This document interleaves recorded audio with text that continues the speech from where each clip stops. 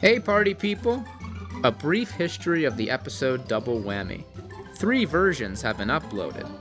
A remastered version came out on July 23, 2013, with a more polished script, reshot scenes, updated engines and cast, and new music. I also took down the original video at this time. The remastered version with face animation by TramEngineStudios, a cool guy, you should give him compliments or write a hit single about him, was released on July 21st, 2017. The original Double Whammy premiered on December 20th, 2011 while I was still attending high school. As you can see, it's the first time I used green screen effects from the very, very limited catalog available to me. I also had no clue how to play with opacity, or reposition the effects in Final Cut 7. Yep, Final Cut 7. So that's cute. I was very proud of this episode when it first came out, mostly because of the amount of action and humor I could squeeze into the runtime. Anyway, I'm really glad I could bring this oldie back in its original form. I hope you enjoy it.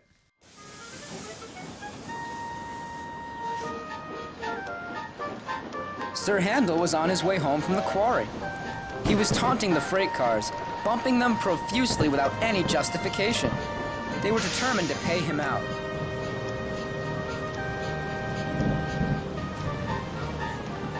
When he came over the hill, he thought he had them under control.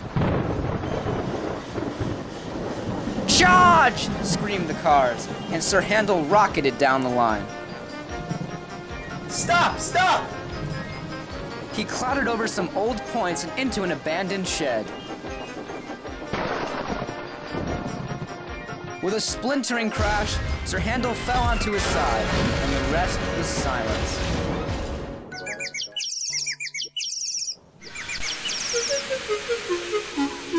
Oh my aching boiler! Luckily, no one was hurt, excluding his driver, who had a bad knee to begin with and didn't necessarily appreciate Sir Handel's recent adventure. This was all your fault, you know. Scolded the driver. He limped closer to Sir Handel. When you're not feigning ill, you're instigating something. Knock it off! Sorry. Conceded Sir Handel, and he started to become aware of his surroundings. Ah!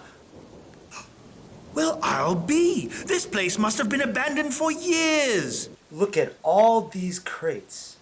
If my memory serves me correctly, I believe that says diffusate gunpowder. Gunpowder?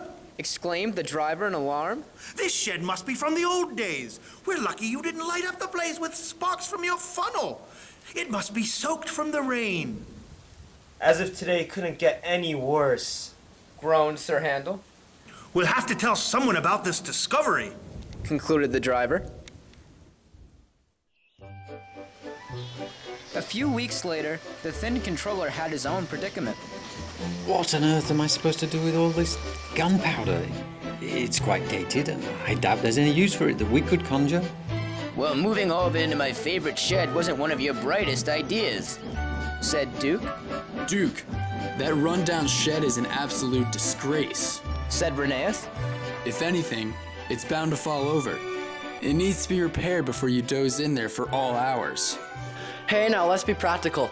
We all know Grandpop needs his beauty sleep. In that case, someone's got some catching up to do. Impudent scalawags, that shed is dear to me merely for its sentimental worth, not for my infrequent siestas. Enough about the shed, please. Sighed the thin controller. Are there any suggestions?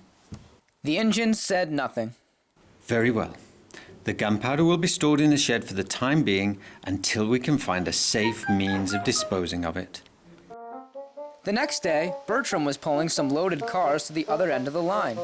He saw Duke resting on a siding. Wake up, lazy bones! It's a glorious day!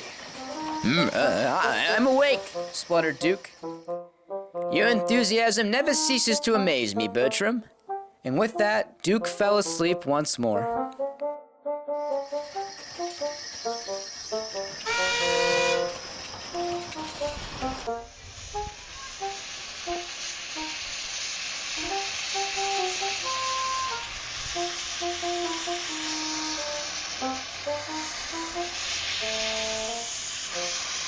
Bertram was excited. He was climbing the hill furiously. Too furiously, in fact. Just as he was about to reach the top, a coupling broke, and his freight cars broke away. Uh-oh, that can't be good.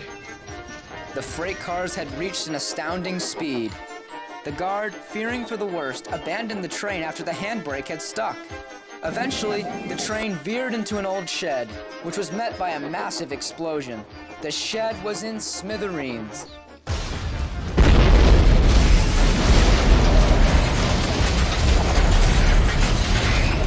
Duke wasn't dozing now. He had witnessed the entire calamity. There goes my favorite shed.